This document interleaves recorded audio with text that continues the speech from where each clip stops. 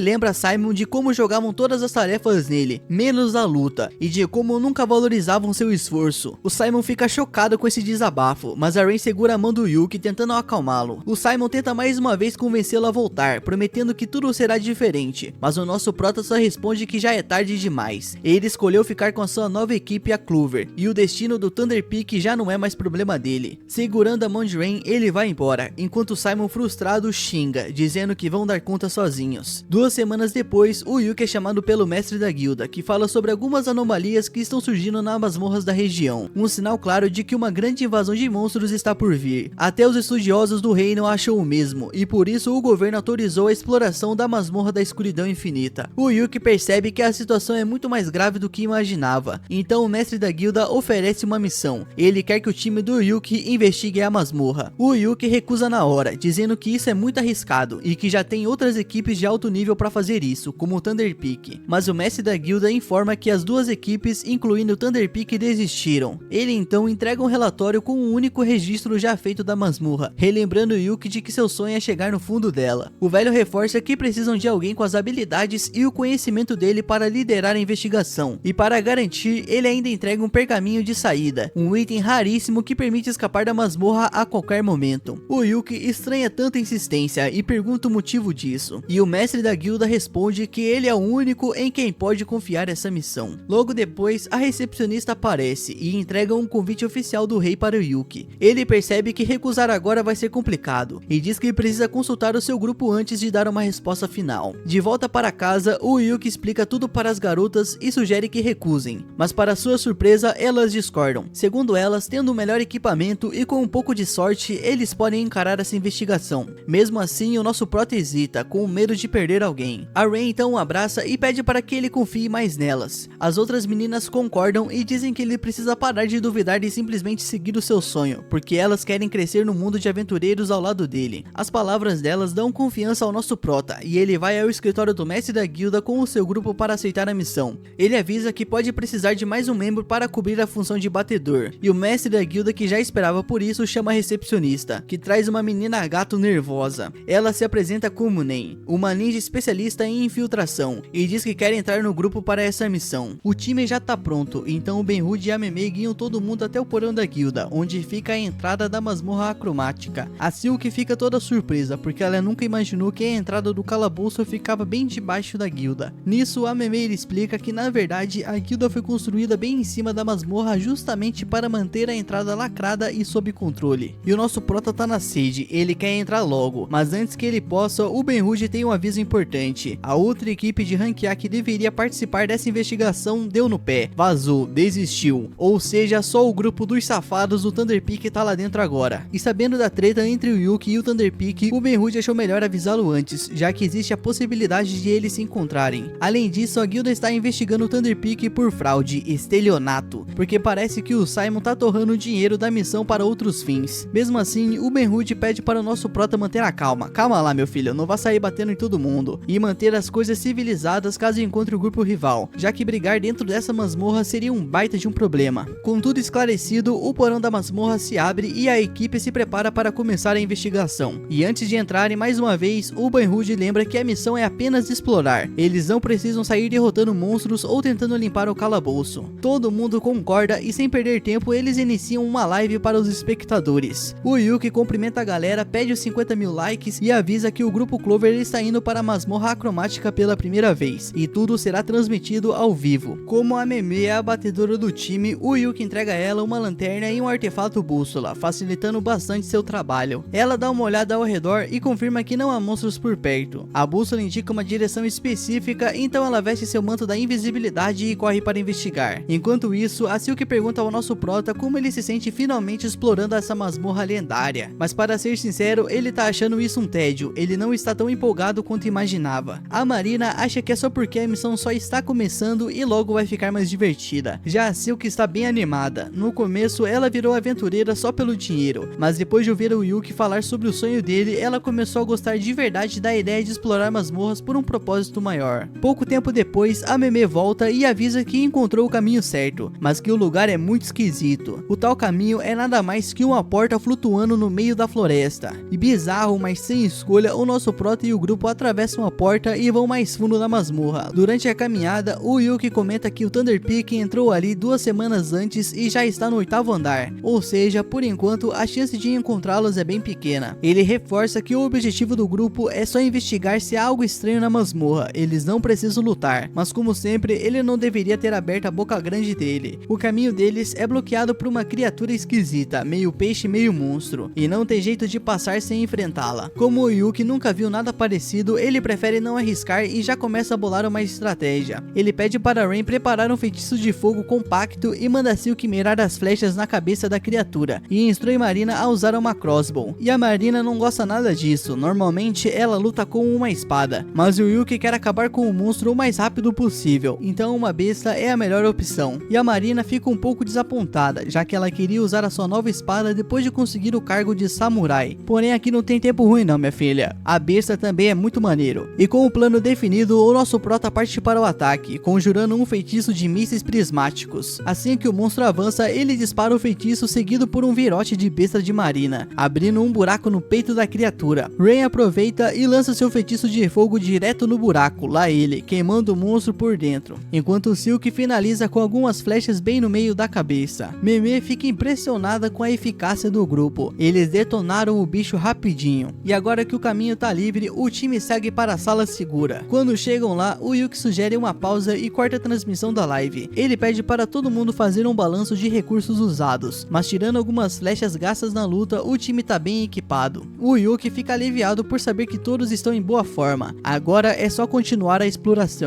Antes de seguirem em frente, ainda tem uma última coisa, o baú do tesouro. É óbvio que eles vão abrir, mas o nosso prota fica na dúvida se eles devem transmitir isso ao vivo ou não. Silk lembra que se tiver algo valioso dentro, algumas pessoas invejosas podem acabar ficando incomodadas com um grupo rank C conseguindo um loot desses, e isso faz muito sentido, então o nosso prota decide abrir o baú bem longe das câmeras e dá o sinal para a Nenê destrancar. E enquanto trabalha na fechadura, a Nenê percebe que tem alguma coisa estranha. Tem uma armadilha embutida, mas isso não é problema. Ela é habilidosa o bastante para desativá-la. Pouco tempo depois, o baú se abre e todos ficam impressionados com o que vem. Ele tá cheio de joias brilhantes. O Yuki pede para Silk guardar os itens no bolso dimensional dela, e enquanto isso, ele dá uma olhada no fundo do baú. E para sua surpresa, ele encontra um anel mágico e uma coisa muito estranha. O anel parece ser útil, mas o outro artefato não mostra nenhuma informação na avaliação de Yuki. Aparentemente, ele ainda não tem atributos definidos, o que torna ainda mais interessante. O nosso prota decide que não vai fazer merda, e decide que vai mostrar isso para Ben-Hud antes de testar qualquer coisa. Já o anel, ele acha que seria perfeito para Rain, pois tem a habilidade de acalmar quem o usa, então ele dá o anel para ela. E olha só, o anel já tá funcionando. Ela só dá um leve surto quando o nosso prota se ajoelha para colocar o anel no dedo dela. O grupo então continua explorando a dungeon, e Nenê logo encontra uma escada para o segundo andar. O Yuki elogia seu trabalho como batedora, mas ela diz que só está indo bem por causa do artefato da bússola de vento que ele emprestou. E o nosso prota fica surpreso com isso, já que achava que todo mundo usava esse tipo de ferramenta para navegar pelas dungeons, mas aparentemente só ele tem artefatos de alta qualidade, e acaba achando que isso é normal. No segundo andar, eles fazem uma pausa na sala segura, né? Descansar que os caras não é de ferro. E o nosso prota pede para que todos relatem qualquer coisa estranha que tenham notado até agora. A Silk comenta que algumas partes da dungeon parecem ter mudado de aparência, além do monstro com cabeça de tubarão que enfrentaram, mas o mais bizarro foi terem achado um baú do tesouro logo no primeiro andar, e isso não faz o menor sentido, já que todos os tesouros normalmente só aparecem em andares mais profundos, e a raridade do loot é proporcional ao perigo do andar, ou seja, algo está muito errado. Com tantas coisas suspeitas, o nosso prota acha melhor não abusar da sorte, e não irem mais fundo por enquanto, já que foi uma missão bem sucedida. Eles investigaram bastante, encontraram artefatos interessantes e não sofreram nenhuma baixa, e tudo isso estava perfeito, até eles darem de cara com o Thunder Peak. O Yuki realmente torcia para nunca mais ver esse pessoal, e claro, eles continuam os mesmos. O Barry e a Camila já chegam no modo de reclamações oficiais, jogando na cara do Yuki que ele é um ingrato, enquanto Jasmine só fica no fundo tentando fingir que não faz parte desse grupo, esses vergonha. Então o safado do Simon se aproxima e do nada diz que já que a Clover também tá na dungeon, ele vai ser legal e formar uma aliança. Só que esse merda tem uma ideia de aliança bem peculiar. Ele simplesmente manda o nosso prota entregar todas as informações e os itens valiosos que encontraram até agora. O nosso prota não acredita na cara de pau desse filho da mãe, de achar que ele aceitaria uma proposta tão absurda dessas. Mas o Barry, com aquele sorrisinho irritante, aponta que o grupo do Yuki é só de rank C, então nada mais natural do que se aliarem a um time de rank A. Na cabeça dele, o nosso prota ainda deveria estar agradecido pela oportunidade. A transmissão ainda está rolando e os espectadores já perceberam que o clima está esquentando. O Simon continua despejando as suas baboseiras e ainda exige que o nosso prota dê a ele todo o crédito pelas descobertas da missão. E o nosso Yuki já tá sem paciência com esse porra, mas antes que ele pudesse responder, a Silk se adianta e dá uma cortada nele, chamando o Simon de sem vergonha, safado, filho de uma mãe, desgraçado por querer se aproveitar dos outros. Só que além de safados, esses merdas também são um bando de preconceituosos e não perdem a chance de destilar racismo contra a Silk, a chamando de seguidora imunda do Deus das Trevas, e dizendo que uma selvagem como ela nem deveria estar ali falando. E depois disso só pra baixo, a paciência do Yuki acabou. Zoar com ele tudo bem, mas mexer com a sua família aí não. Alguém ali ia acabar saindo num caixão. O Simon tenta fingir que não disse nada demais, mas o Yuki tá sério. Ele prefere morrer a se aliar com esses merdas. E já que ele não quer ser preso e ter sangue sujo nas mãos dele, ele manda todo mundo do Clover se mandar dali, deixando os 3 narcisistas espumando de raiva. Jasmine, por outro lado, tá completamente desconfortável com essa situação. E pra piorar ou melhorar, dependendo do ponto de vista, tudo isso foi transmitido ao vivo. Ou seja, o mundo inteiro acabou de ver o Thunder Peak sendo abertamente um bando de safados. Agora é só esperar a internet fazer a sua parte e cancelar todo mundo. E só 2 dias depois, adivinha quem foi chamado para uma reunião com o Ben-Hur?